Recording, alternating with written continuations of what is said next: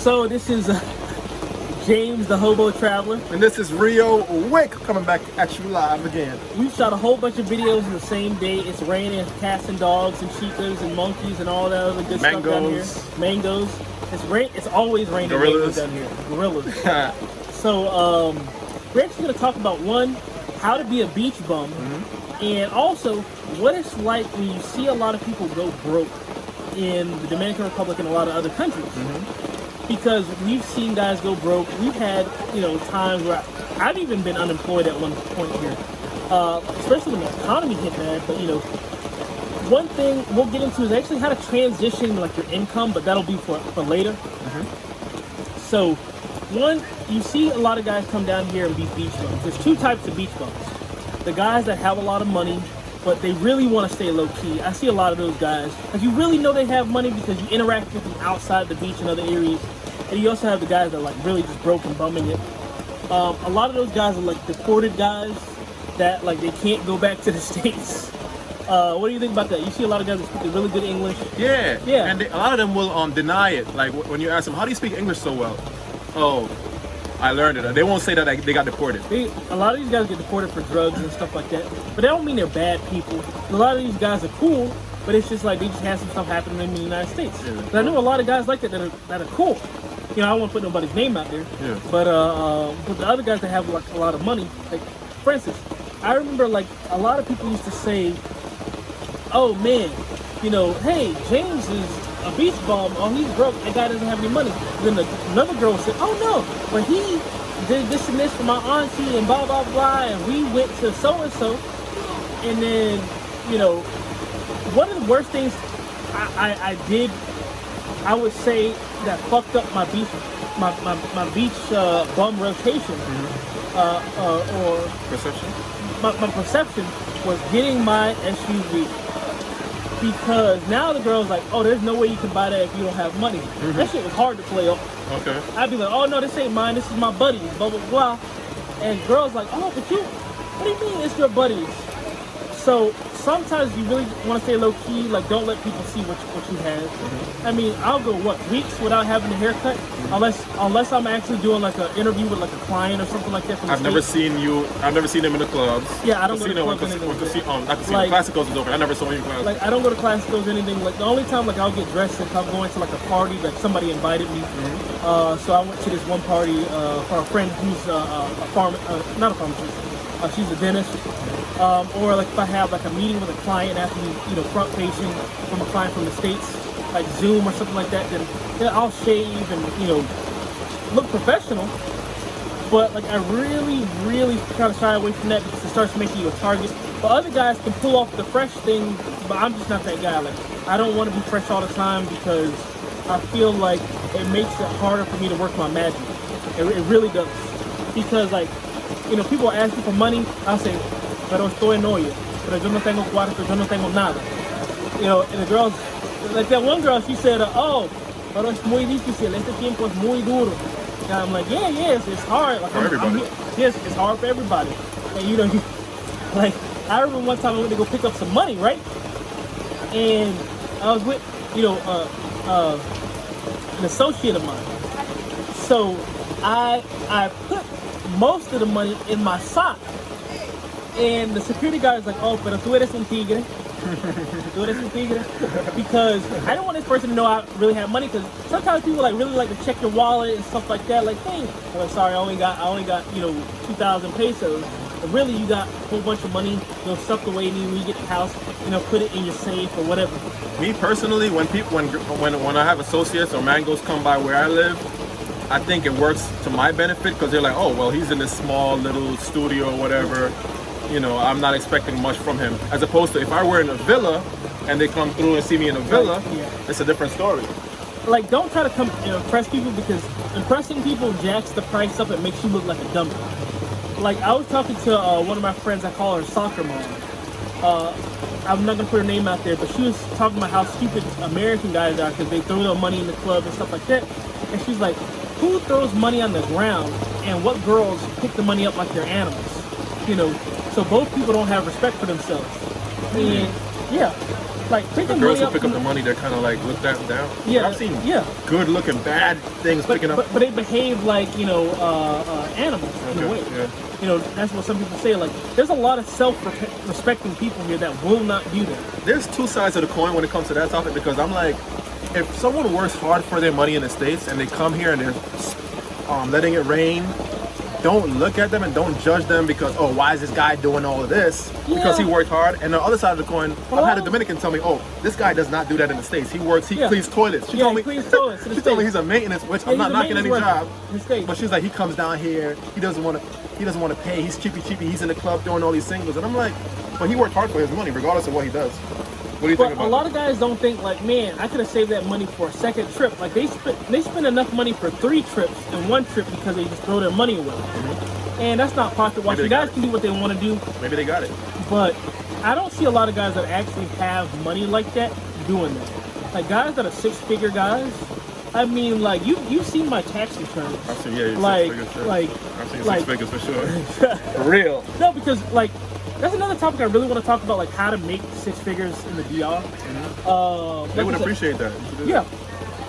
Like you have to pick the right trade.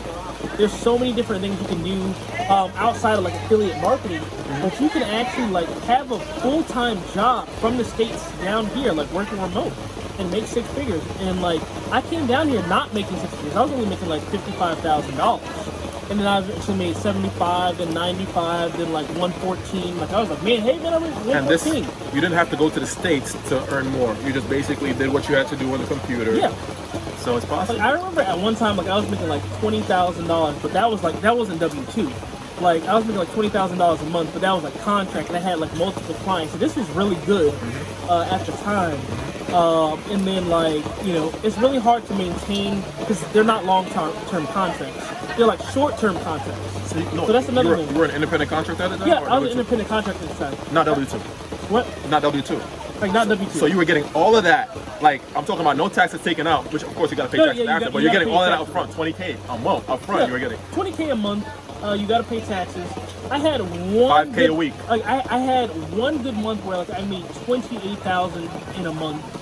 And of course, like that's before taxes, so you really have to pay. But at least taxes. you get to touch that first, and then you can pay the taxes. Yeah, you get to touch it, but also get a good accountant because when you're W-2, I mean not W-2, but when you're 1099, it's always good to have like your own LLC. But that's for another video. Yeah.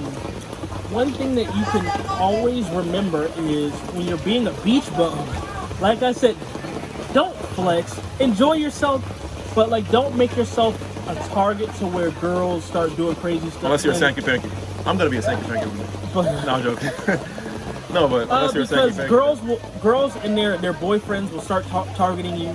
Usually the guy that's driving them all the time on their motos, that's their boyfriend.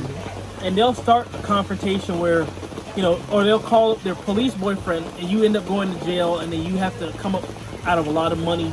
They're gonna make you pay a taxi when they don't need a taxi. For me, they're gonna take a motor car, but for you, they're gonna take a taxi, and you're gonna pay the taxi. That taxi could be their boyfriend. Boom. Yeah, there's so many tricks. So just get that reputation of you're not coming up out of a whole bunch of money, and that's all over the board. If you're in a store, if you're in a club, like it's opposite in the States. Being a baller is not a good thing in the DR. Like, because it messes up everything you're trying to do business. You want attention, you're gonna get attention. And you're gonna get attention, and you're not gonna get the good attention. You're thinking everything is sweet. Because you're not trying to impress everybody. Because you don't want everybody's attention. You only want quality. A lot of guys want quantity. Quantity, I want everybody to know me, all the shopkeepers, all the girls, all the motorcon shows, all the drug dealers. Oh, so now they're gonna know you already. Yeah, they're gonna know you. And then all of a sudden you're gonna come up out of $5,000 just to get yourself out of jail since you're such a baller. Here, donate to the police collection fund. If you're going on a business meeting or something, and you want someone, this person is a business person, you want someone to know, you might bust out their Rolex, the Patek Philippe. Yeah, of course. Okay, it's a time and place for everything. So you don't need to be busting out Rolex, like, Patek Philippe, Audemars Piguets, and all that. Because I've seen so many guys get their jewelry stolen, everything, and a lot of times you're not gonna be protected. Like, they're not going to get your jewelry back. They're not going to get your phone back. They're not going to... The police... Here's the thing. the girl might cut a deal with the police to split the money from the sale when she pawned it. So, and you wouldn't even know that. There's no way you could have known that. You know, I remember there's a few times, like, for instance, one of my my close female friends, and her boyfriend was a police officer. He told me a whole bunch of crazy stuff of, like, what some of these girls do, the drug dealers. And what they'll do is they'll pawn something off at multiple spots, so not everything is in one location. Can't trace it. You can't trace it. And then, how are you going to get cash back? How are you going to get the phone back? By the time you catch up to the girl, your phone's already in another town. The police aren't going to track down your iPhone in another town. What they'll do is the police will make you pay to search for it, but they'll lead you on a wild goose chase. So, they'll lead you on a wild goose chase to get some money out of it. But hey, this. You always see people doing this. Yeah. You come to Sosua, you're gonna live here, you know, you gotta make sure that you have some way of, you know, generating income. Yeah, always make sure you're generating income, and don't let people know how much income you're making, because it's hard to handle when they know you have money. And word travels fast in this town. It's a small town. Yeah, like what happened when I got my truck? What'd you hear a girl tell you when I got my truck? So what she said? Forgot. What did she say? Something about, oh, he has money, he pretends to be broke. Oh, yeah. He pretends to be broke. He dresses down like nothing, you know, he's never in the clubs.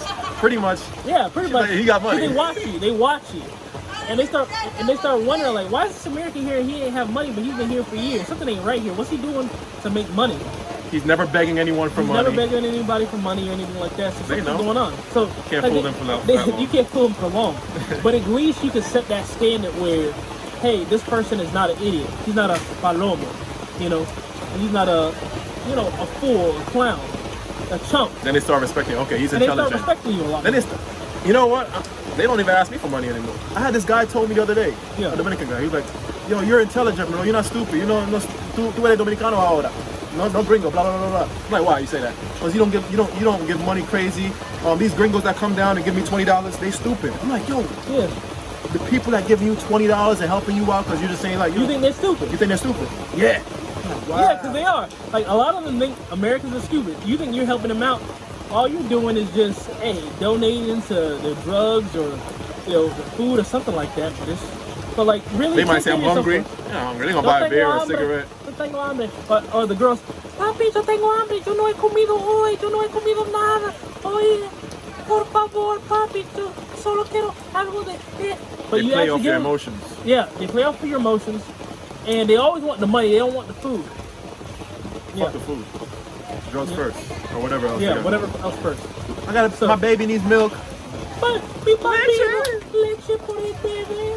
Yo necesito leche. I don't even like asking people, girls especially, how they doing now. How are you today? Yeah, don't ask them how they doing because they always gonna every girl this week is mal. How you doing?